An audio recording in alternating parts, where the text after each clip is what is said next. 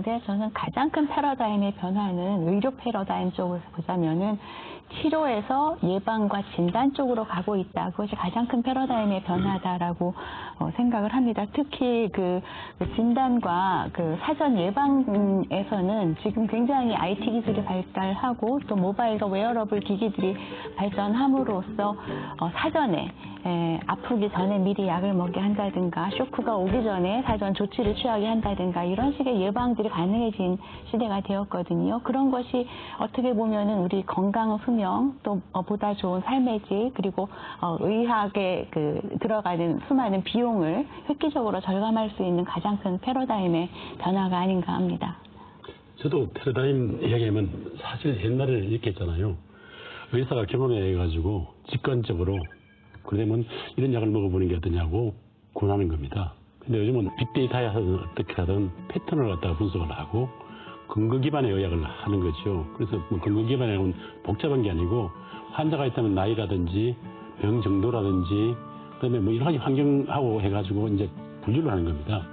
분류를 해놓고 그 중에서 가장 잘 낫는 케이스를 갖다가 뭔가를 찾으면 어떤 환자가 다시 오면 그 분류 중에서 내려가는가 판단하고 가장 잘 나은 방법으로 그 사람을 치료하게 되는 것 같습니까? 그래서 아까 말한 IBM의 닥터 왓슨도 그렇고 다 그런 근거 기반인데 그럼 앞으로는 어떻게 될 건가? 그래가지고 지금 생각하는 게 AI가 굉장히 중요한 역할을 할 거다. AI에서 이제 인공지능에서 알고리즘 베이스로 갈 거고 그러려면 지금 현재 가장 우리가 생각하는 게 정밀의학, 프리시전 메디신 쪽으로 가지 않을까. 그러면 개인 맞춤형도 되고 여러 가지 갈 거라고 그렇게 패러다임이 바뀌는 것 같습니다. 사람이 인지라고 하는 것이 굉장히 편협한 부분이 있습니다. 자기가 가지고 있는 의료 지식을 가지고 환자를 진단을 하기 때문에 혹시라도 내가 빠뜨린 부분이 있다면 굉장히 미스하게 되는 거죠. 환자가 약을 먹어야 되는데 늦게 주고요. 그래서 굉장히 저명한 저널에서 보면 한 5% 정도의 사람들은 약을 먹어야 됨에도 불구하고 진단을 잘못해가지고 안 먹고 있다고 그러고요. 5% 정도는 약을 안 먹어도 되는데 먹게 해가지고 돈과 몸도 좀 상하게 되는 라고 지금 발표를 하고 있습니다.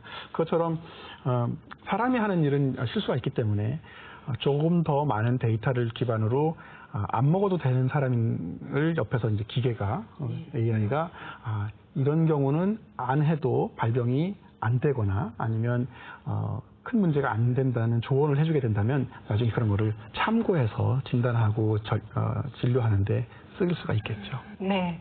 그래서 저희가 이제 AI 그리고 빅데이터로 대표되는 4차 산업혁명과 의료가 어떻게 결합되는가에 대해서 이야기를 해봤는데요. 사실은 이전부터도 저희가 사실은 과학기술과 의료의 결합은 계속 있어왔던 일이죠. 네, 그렇습니다. 멸균법이나 아니면 마취제, 엑스레이, 수혈법, 그리고 항생제 이런 5가지 정도가 제가 보기에는 근세 한 1800년 50년대 중반부터 1900년 초반까지 발생된 아주 혁신적인 이야기거든요. 마취제가 없기 전까지 어떻게 사람을 수술을 했냐면요.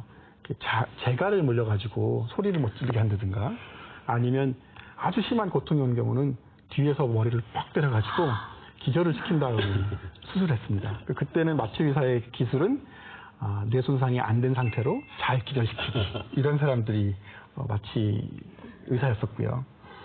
그리고 그 이후에 이제 멸균법이 알아내기 전까지는요, 사람들이 수술하는데 고기를 많이 이제 해부해본 사람이 잘하기 때문에 도축장에서 일하시는 분들이나 아니면 칼이 잘 드는 걸 써야 되기 때문에 면도사들이 외과 수술을 했다고 합니다. 그때는 그 칼에 균이 묻어 있는 줄도 몰랐고 동물 털이 있는 걸 가지고 했기도 했고요.